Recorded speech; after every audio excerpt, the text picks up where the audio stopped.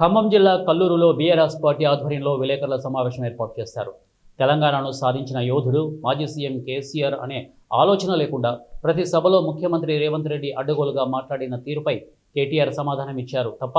ఆయన ఎటువంటి దుర్భాషలు మాట్లాడలేదని బీఆర్ఎస్ మాజీ జెడ్పీటీసీ కట్టా అజయ్ కుమార్ అన్నారు. కేటీఆర్ దిష్టిబొమ్మను దహనం చేయడం మంచి పద్ధతి కాదని, మేము కూడా ఎన్నైనా చేయగలమని వారన్నారు. జరిగింది.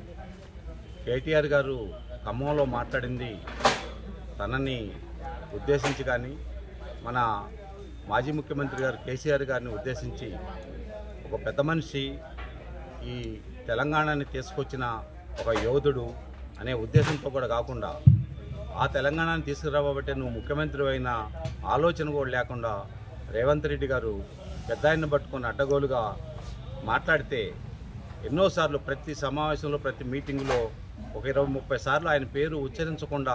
నువ్వు మాట్లాడిన మీటింగ్ ఏది లేదన్న ఉద్దేశంతో నువ్వు ఢిల్లీ పోయి బనకచెర్ల చంద్రబాబు నాయుడు గారికి కమిటీని వేసిందని ఒప్పుకొని వచ్చి బనకచెర్ల అసలు దాని సబ్జెక్టే రాలేదని మాట్లాడిన దానికి అదే ఆంధ్ర మినిస్టరు రామానాయుడు గారు బనకచెర్ల మీదనే మీటింగ్ జరిగింది కమిటీని వేసినని ఆయన చెప్పదాన్ని దృష్టిలో పెట్టుకొని నువ్వు రావడంతోనే డైవర్షన్ పాలిటిక్స్ అంటే ఒక విషయం మీద జనంలో చర్చ జరుగుతుంటే ఈ విషయాన్ని కనుమరుగు చేయడం కోసం డైవర్షన్ పాలిటిక్స్ నేర్చుకొని కేటీఆర్ పరారాయిండు, నేను రమ్మంటే ఛాలెంజ్ చేస్తే పరారాయిండు అని ఒక స్టేట్మెంట్ ఇచ్చి నువ్వు కాబట్టి దాన్ని దృష్టిలో పెట్టుకొని కేటీఆర్ గారు ఆ రోజు ప్రెస్ మీట్ పెట్టడం జరిగింది. ఆ ప్రెస్ మీట్లో ఆయన ఉన్నట్టే మాట్లాడారు తప్ప నీ మీద కొత్త ఆరోపణలు ఏం చేయలేదు. సీఎం గారు మాట్లాడే విధానాన్ని ఆ భేషజంగా ఒక ఛాలెంజ్గా తీసుకొని మాట్లాడారు. ఆయన మాట్లాడిన భాషలోనే మాట్లాడారు తప్ప వేరే సీఎం రేవంత్ రెడ్డి గారి కన్నా దుర్భాషలాడే భాష ఎక్కువ కేటీఆర్ గారు కూడా మాట్లాడలేదు. ఆ రోజు కేసీఆర్ గారిని అనే మాటలు కానీ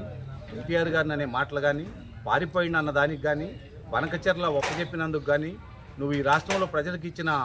6 హామీల్లో నుంచి 420 హామీలను అమలు చేసే విధానం మీద మాట్లాడారే తప్ప